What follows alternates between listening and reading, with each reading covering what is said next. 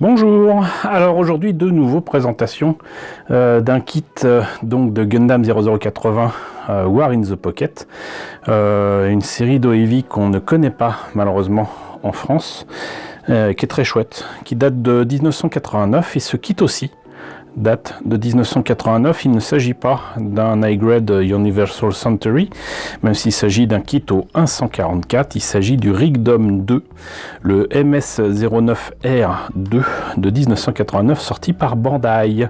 Voilà, un kit que j'aime particulièrement, parce que franchement, la boîte, elle envoie du lourd comme souvent. Illustration de Yuji Kaida, je vous en parle très souvent ces derniers temps, mais voilà, il faut quand même bien reconnaître que son travail est pour beaucoup dans, j'allais dire, l'achat impulsif par rapport à ce kit. À l'époque, n'était pas vendu bien cher, hein, il était à 700 yens, ça fait 5 ou 6 euros, même pas. Et observez donc la magnificence de ce travail, quoi.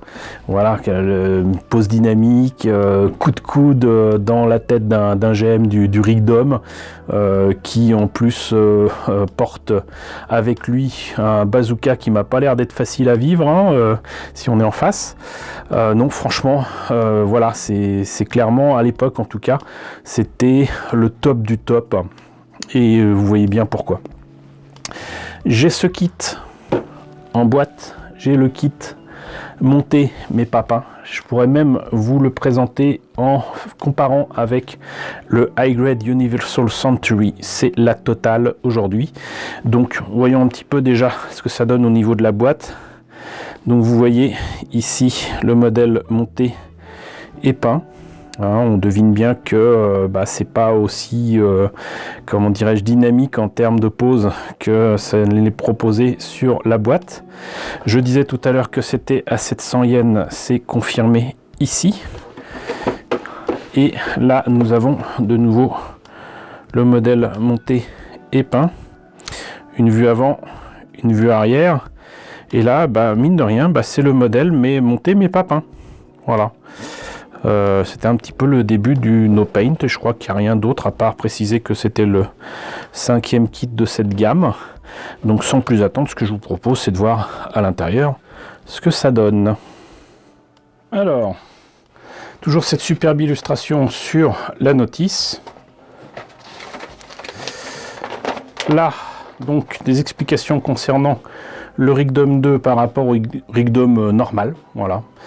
Ça saute pas aux yeux, mais il y a effectivement des différences. Là, c'est clairement le Rigdom de la série originale. Là, c'est le Rigdom tel qu'il apparaît dans 0080. Encore une fois, les différences sont subtiles, mais elles sont là. Hein, que ce soit au niveau ici de ce volet au-dessus des pieds qu'il n'y a pas ici. Les jupes qui m'ont l'air d'être un petit peu plus blindées. Le buste qui est un peu différent. La tête un petit peu plus petite peut-être, les épaules sensiblement identiques, mais voilà, encore une fois assez subtil, mais c'est présent. J'adore cette illustration de la tête ici, où au lieu d'avoir un mono eye, on a justement quelque chose de entièrement vert fluo.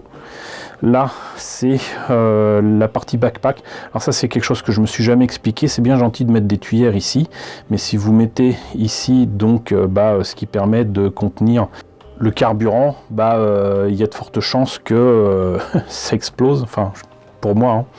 Voilà. Donc là par contre on a, je pense que en fait ça c'est cet élément là qu'il y a ici. Là les différentes armes utilisées, je vois pas grande différence entre ceci et ceci, si en fait un petit peu, mais bon, il n'y en a pas tant que ça. Et toujours ce machin dont j'arriverai jamais à me rappeler s'il s'agit d'un lance-roquette ou d'une grenade ou des deux, vous m'en excuserez. Là, donc, les pièces présentes sur 5-6 grappes, quand même. Hein. Hop, on commence par les jambes, avec des articulations qui m'ont l'air bien sympathiques, mais pas suffisantes, hein, vu la grosseur des pièces, parce que c'est un gros bébé. Les pieds qui, je vous le dis tout de suite et tout net, n'ont pas le défaut des high grade actuels, à savoir que les high grade, ils ont la sale habitude de faire des creux dans les pieds. Voilà, c'est assez étonnant. Puis c'est pas si évident que ça à remplir. Là, on a des réacteurs supplémentaires dans la grosse partie charnue, j'allais dire, de la jambe.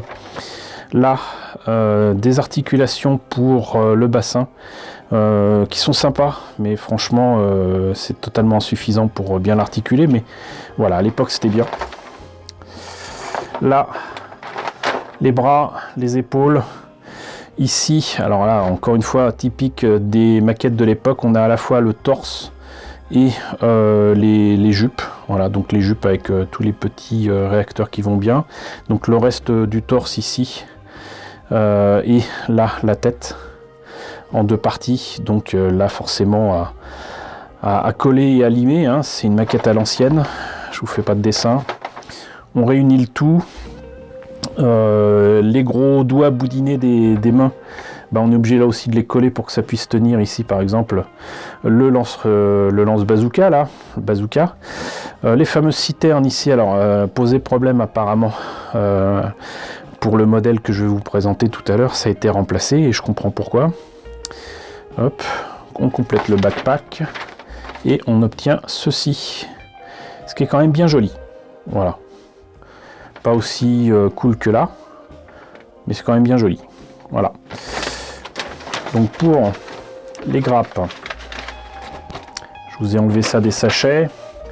Donc une pièce pour le mono eye qui est en vert fluo. Là, ça rend très bien l'écran, c'est cool. Et ça, c'est vraiment bien. Parce que maintenant, c'est que des autocollants. Parlant d'autocollants, on a là le marquage pour comment dirais-je, le corps d'armée dont fait partie ce Rigdom.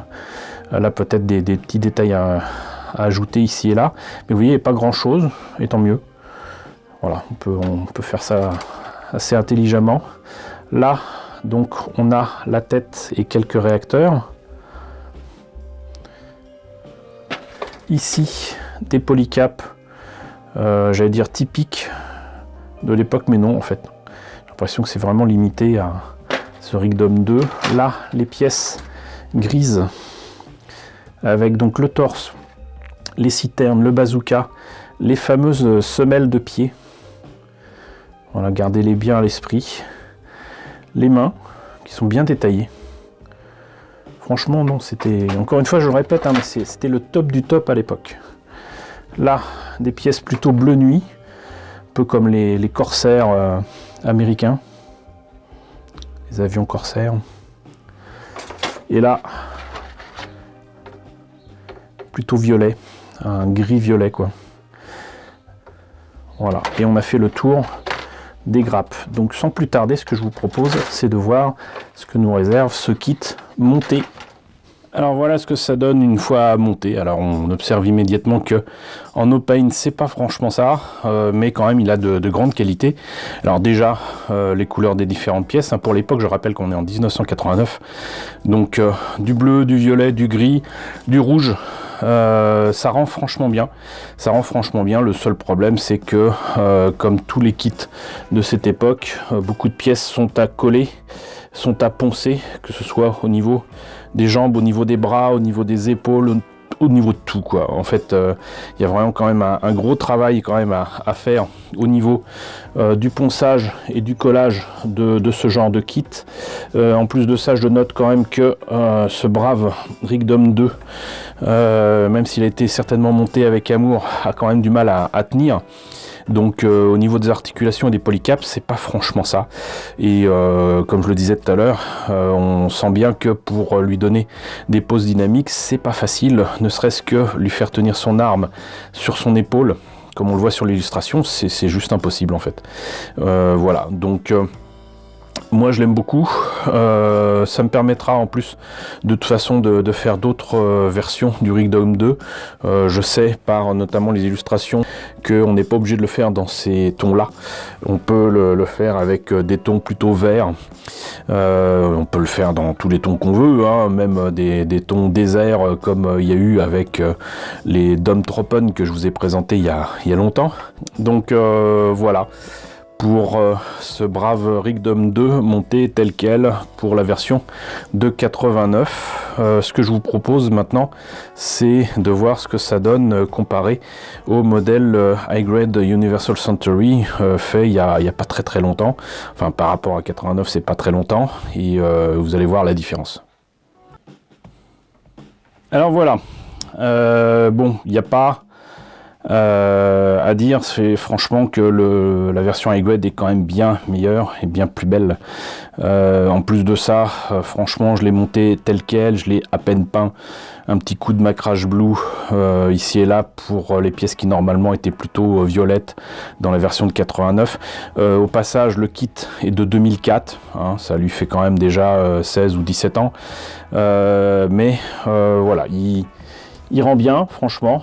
Je pense que j'ai par contre très clairement remplacé l'autocollant qu'il y avait dans l'œil par un petit cabochon, un petit bijou fantaisie qui brille bien. Ça, c'est quand même le gros point positif aussi du vieux kit, c'est qu'il n'y a pas besoin de cabochon parce qu'il y a déjà une pièce transparente et d'un beau vert fluo qui rend très bien quand même.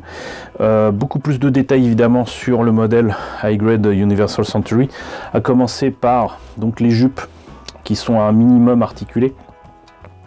Le fait qu'il ait plus d'armes aussi, parce que celui-là finalement on n'a que son bazooka qui est beaucoup plus petit que la version HGUC. La version HGUC, on a juste l'impression qu'il est 2 fois plus grand. Je lui ai rajouté là aussi des bijoux fantaisie pour le viseur, je sais pas si ça se voit bien. Voilà, ici pareil, puisque j'ai des bijoux fantaisie qui sont aussi carrés. Bon, j'ai dû tailler un petit peu là-dedans, mais ça rend vachement bien. Et donc il a ces trucs là, je sais plus comment ça s'appelle, des missiles, des grenades, ce que vous voulez. Mais en tout cas, il est beaucoup plus armé et surtout il a cette arme là.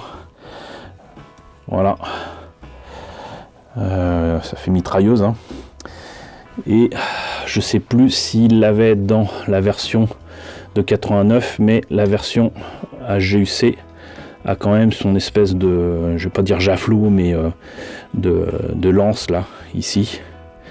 Voilà, et pour ce qu'il y a au niveau des détails à l'arrière, étrangement, les citernes sont beaucoup plus petites, mais je les trouve beaucoup plus logiques, quoi. Mais bon, on pourrait faire le jeu des 7 erreurs, hein. Le backpack est quand même nettement plus grand ici, la tête est plus grosse, etc. Mais les proportions sont quand même nettement plus belles pour le HGUC, ça va sans dire, mais le modèle de 89 ne démérite pas, très franchement, d'autant que, voilà, si je ne me trompe pas, voilà, vous avez quand même des trous dans les pieds, et ça c'est pas cool. Ça c'est pas cool. Par contre les moteurs rendent quand même vachement mieux pour la version HGUC qu'ici, hein, que ce soit dans les jupes ou dans les jambes. Mais bon, voilà. Et vous voyez que bon, ça a beau être du 1.144, celui-ci fait plus petit, mais c'est encore une fois, c'est parce que bon, typiquement les maquettes des années 80, fallait à chaque fois les agrandir un petit peu, rajouter 1 mm par-ci, 2 mm par-là, et on ne s'en sortait que mieux avec ce genre de modification, mais ça demandait un travail de fou, alors que ça m'a demandé peut-être, allez, une journée de travail. Voilà, d'ailleurs ça se voit un petit peu. Il mériterait quand même mieux, ce brave Rigdom 2 HGUC. Donc voilà, vous avez eu la comparaison avec les deux modèles, hein. 15 ans de conception de Gunpla les séparent. Il y a eu encore plein d'évolutions 15 ans plus tard, et bien évidemment, puisque 2004, 2021, vous devinez bien qu'il y a eu plein d'évolutions dans le Gunpla chez Bandai, mais c'est quand même toujours bon et de le rappeler et de le constater par soi-même. En tous les cas, j'espère que cette présentation du Rigdom 2 de Gundam 0080 vous a plu. N'hésitez pas à me dire ce qu'il en est dans la section commentaires, n'hésitez pas à liker, c'est très important, n'hésitez pas à partager, n'hésitez pas à vous abonner si ce n'est pas déjà le cas. Coucou aux nombreux abonnés qui nous ont rejoints ces derniers temps, bienvenue ici. Coucou aux grands anciens qui me suivent depuis plus de 5 ans. Merci à tous de votre fidélité, merci à tous de votre soutien sur Tipeee et sur Paypal. Surtout prenez soin de vous. Je vous laisse avec la liste des contributeurs de la chaîne et je vous dis à très bientôt pour la présentation d'un autre kit Gundam.